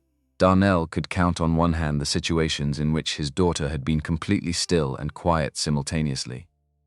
Sandra had noticed it too. He could see, from the stage, that she had looked at Zoe and registered the stillness, and was now watching with the particular attention of someone who is witnessing something she wants to remember. Zoe watched her father cross the small stage, watched him receive his documentation from Dr. Johnson, watched him shake her hand and turn to face the room. Then, in the clear, carrying voice she used for things that deserved to be heard properly, "That's my daddy," not loudly, clearly. The people in the surrounding seats heard it. Several of them smiled. A woman in the 2nd row with a toddler on her lap looked over and caught Zoe's eye and nodded with the specific solidarity of a parent who recognized exactly what she was looking at. Darnell heard it from the stage. He found Zoe's face in the 3rd row. The absolute pride on it, unmanaged, entirely her own. Then he found Sandra's face beside her. Sandra was not performing a reaction. She was not constructing an appropriate expression for a public moment. She was simply looking at him directly, openly, with the quality of attention she gave to things that mattered to her, the way she had looked at the baseline data, on the morning the first pathway responded, but more than that, with something that the data couldn't account for. Like someone who had stopped being surprised by what was possible and had started, instead, to expect it. After the ceremony, while families gathered around the refreshment table, and Dr. Johnson worked her way through the room, she found Sandra standing near the window. "I've reviewed your case documentation," Dr. Johnson said. "With your permission, I'd like to submit it as an anonymized teaching case. The progression data is genuinely instructive for how we frame prognosis conversations with patients in this injury class." Sandra looked at Darnell, who had joined them. "It's your story," he said. "Your call entirely." She considered it. How many patients with incomplete T12 injuries are told there's no meaningful ceiling on their recovery? "Not enough," Dr. Johnson said. Significantly not enough. Then use it, Sandra said. In the parking lot afterward, the three of them walked to the car together. Zoe had positioned herself between the two adults and taken both their hands without comment or ceremony, simply reached up, found each hand and held on. Sandra had looked down at the small hand in hers, then looked ahead and kept walking. "Daddy," Zoe said. "Yeah, baby. Now that you're a real doctor, does that mean you're going to stop cleaning the offices?" "I'm a physical therapist, not a doctor." "Completely different. It seems the same. It really isn't. Are you going to stop cleaning the offices?" "Yes, very soon." Zoe considered this. "I liked the office," she said. "Cole Tower." "Why?" "Because that's where you met Miss Sandra." She swung their joined hands once forward and back, the satisfied arc of someone who has made a point she considers conclusive, and kept walking. Neither of the adults had a response to that. 46th floor clinical site 2 weeks after graduation, early morning. Darnell had been thinking about this session for 10 days. Not planning it in the way he planned clinical protocols with documentation and sequencing and measurable objectives. Feeling it. The accumulated sense of 9 months of daily observation condensing into a direction. The specific knowledge, which he had learned to trust precisely because it was built from 1,000 small data points, rather than a single moment, that Sandra's body had arrived at a threshold her mind hadn't fully crossed yet. He had seen this before. Not often, perhaps 4 times in his clinical work, twice in his army experience. The patient whose nervous system had rebuilt sufficient function for a task they did not yet believe they could perform. The gap between the physical reality and the internal belief was itself the remaining obstacle. Not a large obstacle, but a real one. She was ready, she just didn't know it yet. He arrived at 6. She was already there. She had been arriving earlier recently, not for the work specifically, or not only for the work. The room had become something she came to, because it was the place where she was most simply herself, where the task was clear and the feedback was honest, and no one was watching for signs of weakness or strength or anything except what was actually happening. She was standing beside the parallel bars when he came in, not holding them. Beside them the way someone stands near a railing they no longer need but haven't fully acknowledged not needing. "Good morning," she said. "Good morning." He put his bag down, took out his documentation forms, then put them back. She noticed immediately. No paperwork. Today is different. She looked at him with the attention she brought to things that mattered. "What are we doing?" He moved 2 chairs into the center of the room, set them facing each other, approximately 12 feet apart, sat in one, looked at her, walked to me. She looked at the distance. 12 feet of open floor, no bars within reach. The walker was against the wall by the door where he had left it. He hadn't brought it out to the center of the room, and she registered this. "Darnell, your proprioceptive integration scores have been where they need to be for 3 weeks. You've held 35 seconds without support in each of the last 4 sessions. Your left hip flexor group normalized 5 weeks ago. The balance work we've been doing since month 7 was specifically building toward this. You could have told me you were building toward this, I'm telling you now." She looked at the 12 feet between them. He could see the calculation happening, not physical. She was past the point where the physical calculation was the limiting factor, the other kind. The one that happened in the part of the mind that had spent 9 months reorganizing itself around a new understanding of what was possible, and was now being asked to take one more step in that reorganization. "What if I fall?" "Then you fall and I help you up and we try again. That's the complete plan?" "That's the complete plan." She was quiet. He waited. He had learned to wait with the quality of attention that made waiting feel like its own form of support, not absence, not pressure. Presence. Sandra Anderson did not need long. She straightened. One deliberate breath, the kind she had learned over 9 months to use as a precise tool rather than a nervous habit. She took a step. Her right foot moved forward, made contact with the floor, took her weight, held. Second step, left foot, the slight lateral adjustment of someone finding their balance in real space, without a rail to triangulate from. Not a stumble, a correction, the body doing what bodies do when they remember how to work. Third step, fourth. He watched her face, watched the exact moment he had learned to identify it when conscious management of movement gave way to something older and more automatic. The moment when the brain stopped directing and started remembering. The transition from effort to motion, 5th step, 6th. Her arms were slightly away from her sides, the natural counterbalance of a body finding its way through space. Her pace was slow and deliberate. Every contact was intentional. 7th step, 8th, she was 4 feet from him. 9th step, she was close enough that he could have reached her easily if anything changed. 10th step, she stopped, standing directly in front of him, both feet flat on the floor. No bar, no wall, no hand within reach of anything. Just herself in the center of a room, having walked 12 feet on legs that 9 months ago moved 4 degrees on a good day.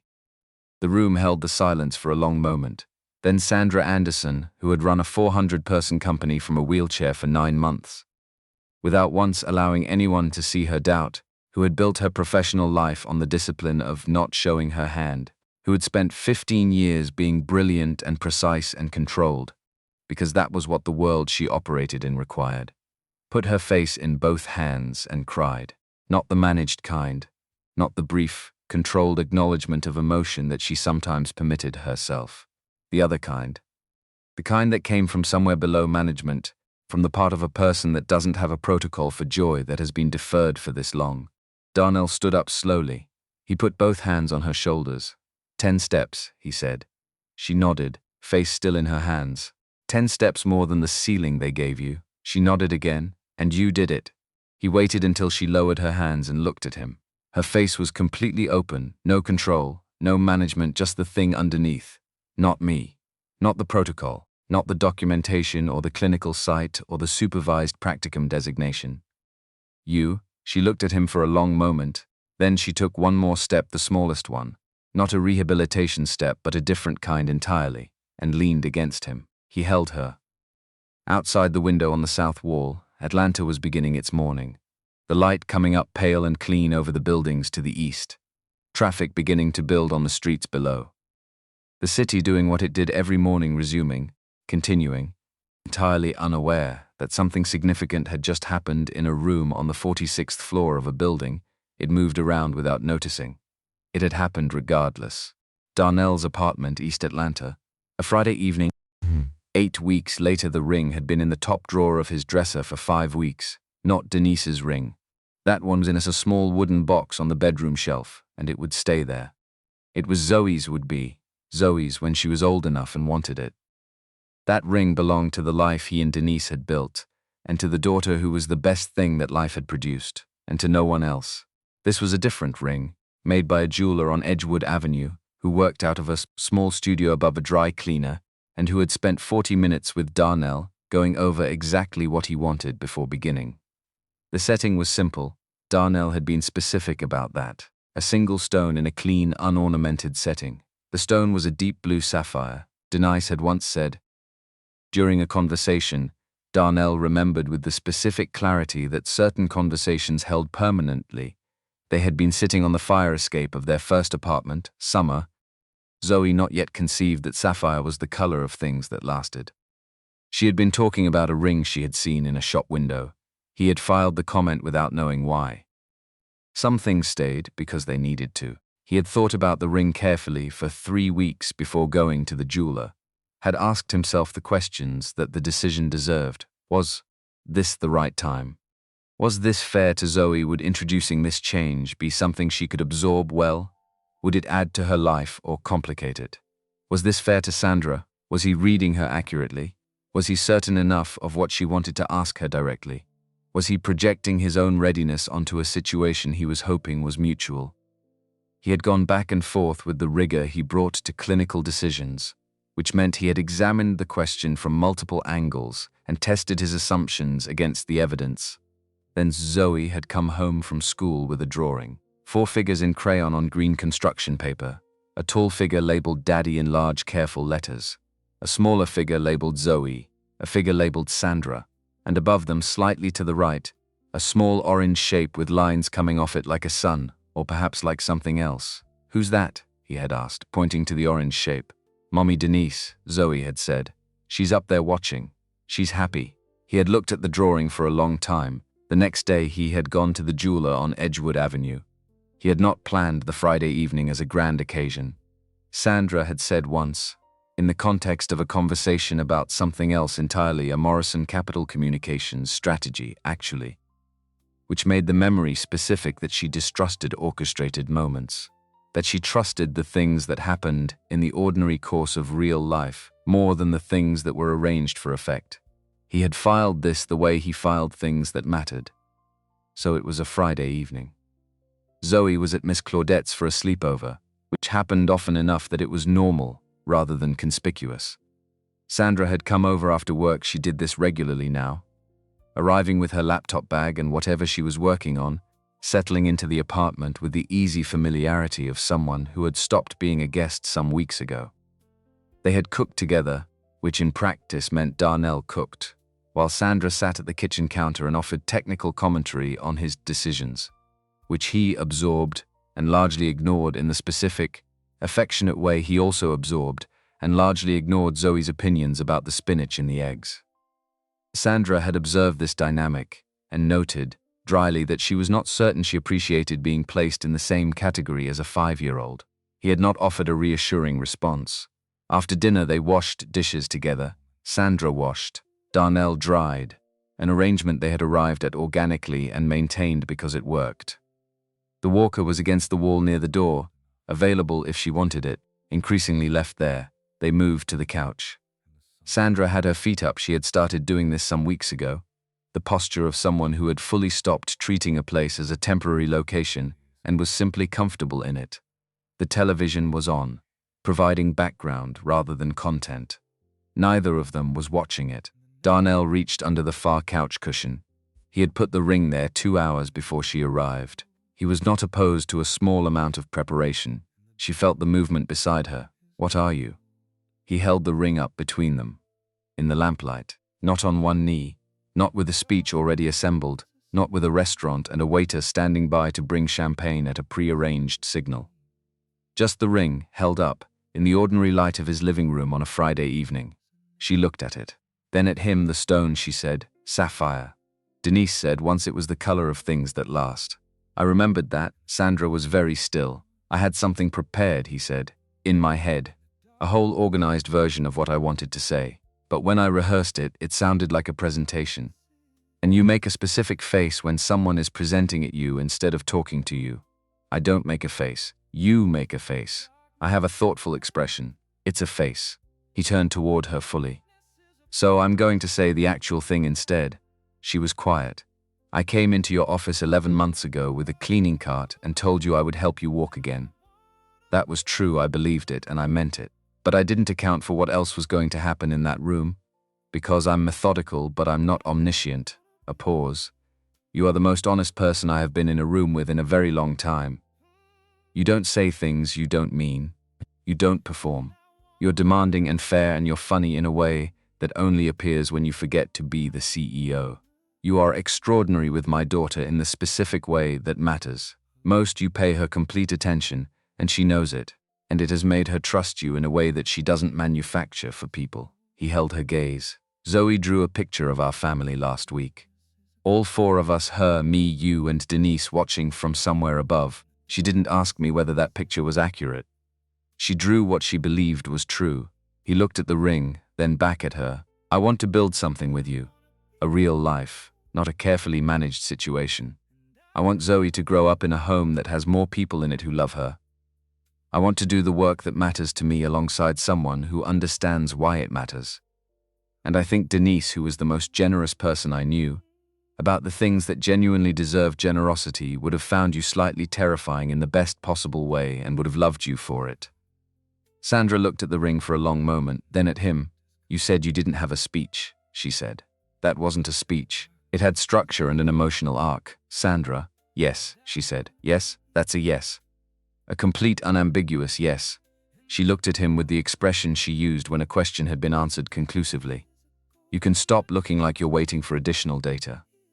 He slid the ring onto her finger. She looked at her hand, the deep blue of the stone in the lamplight.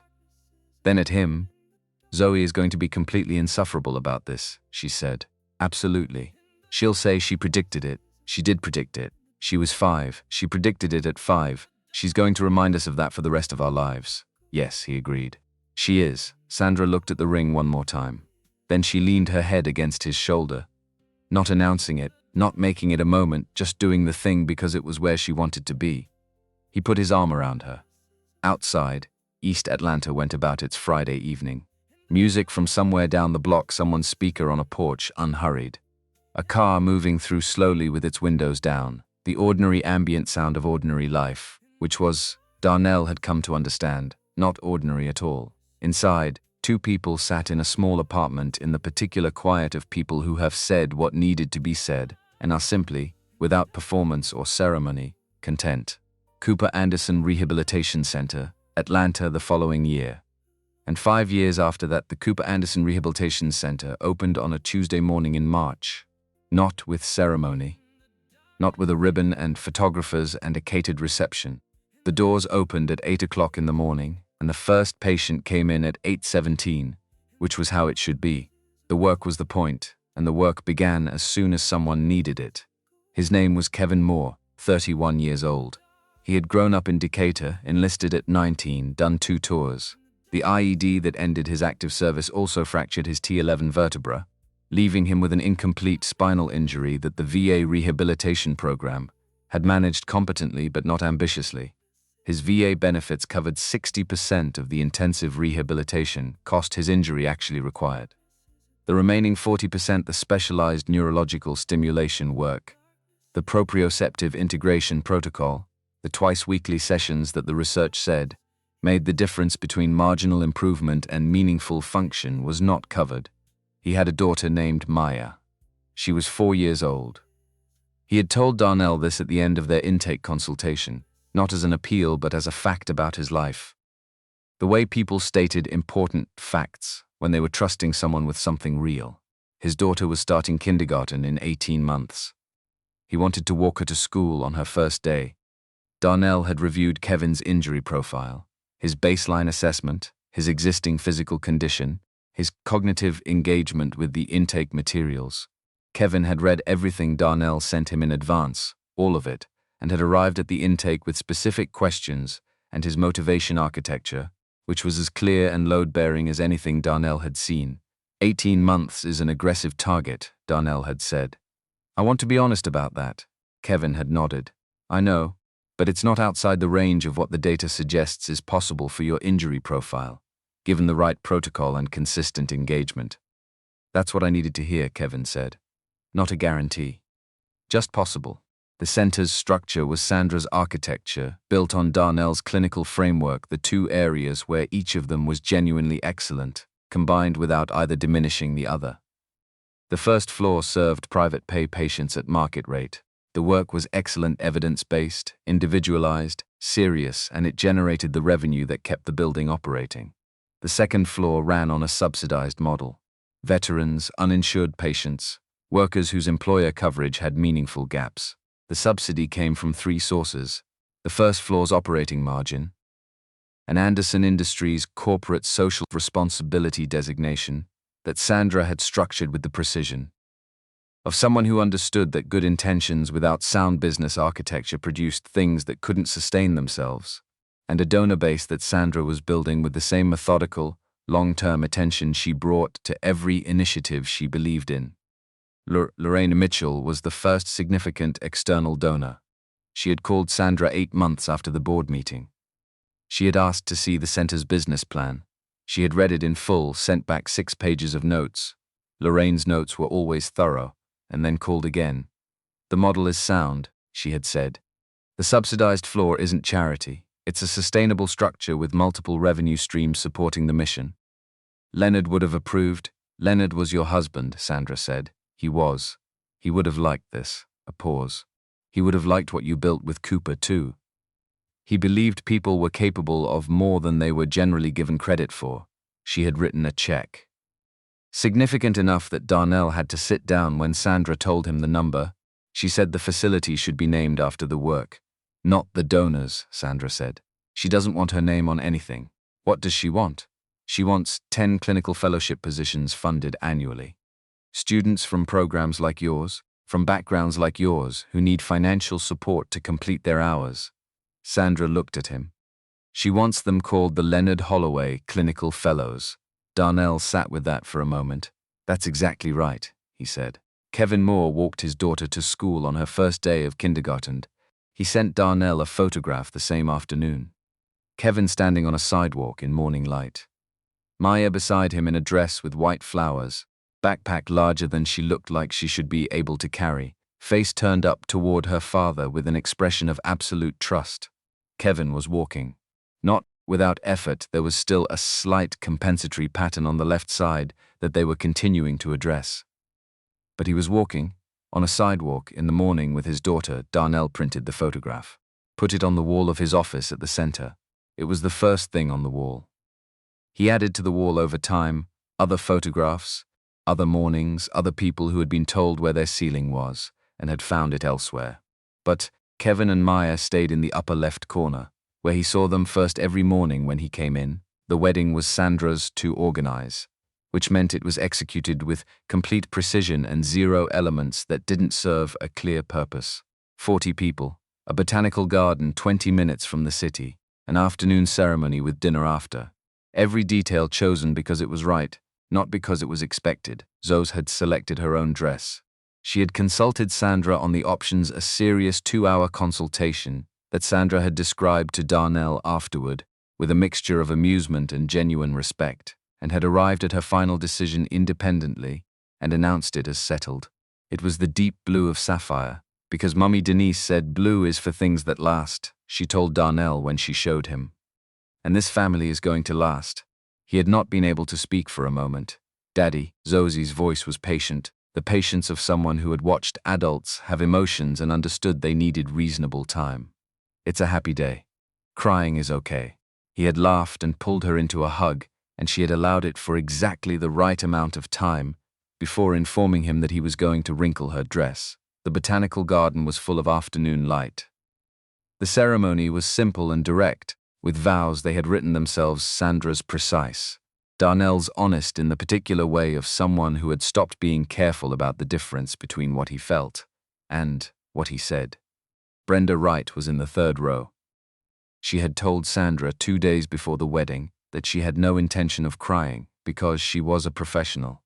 She was crying before Sandra reached the midpoint of the aisle and did not appear to find this inconsistent with her professional identity. Sandra walked the full length of the aisle without assistance of any kind.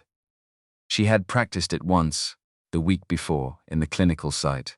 Not for confidence, she had confidence in her body now in a way that had become ordinary rather than remarkable. She had practiced it to make sure she was walking the way she wanted to walk, at her own pace, without performing anything, just moving through space the way she moved through space, which was hers.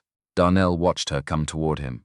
11 months ago, she had taken 10 steps across this room and wept for what those steps cost and what they meant. He had watched her then with the specific attention of a clinician who understood exactly what voluntary motor output in an incomplete T12 injury represented at month 9.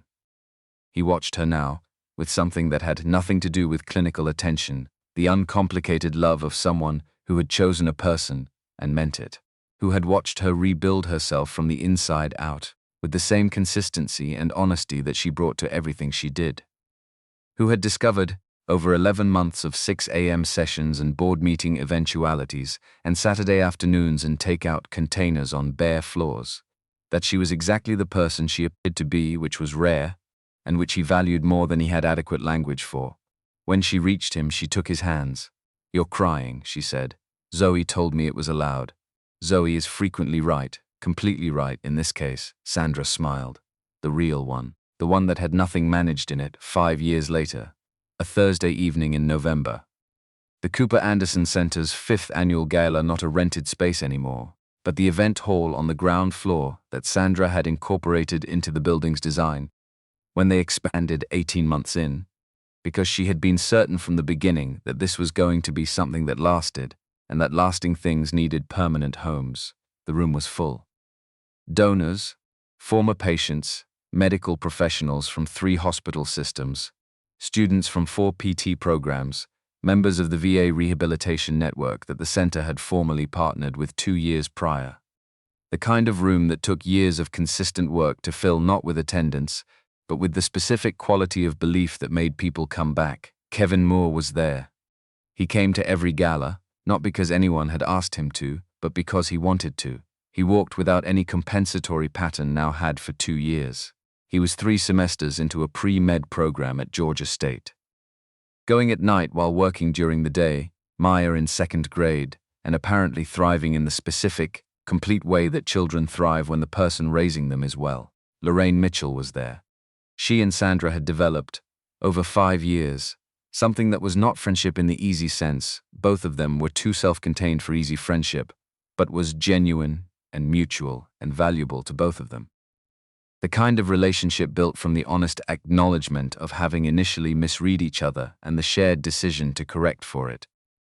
Brenda Wright was at the operations table near the entrance, running the evening's logistics with the efficiency that had characterized her entire professional life, occasionally scanning the room to confirm that everything was where it should be.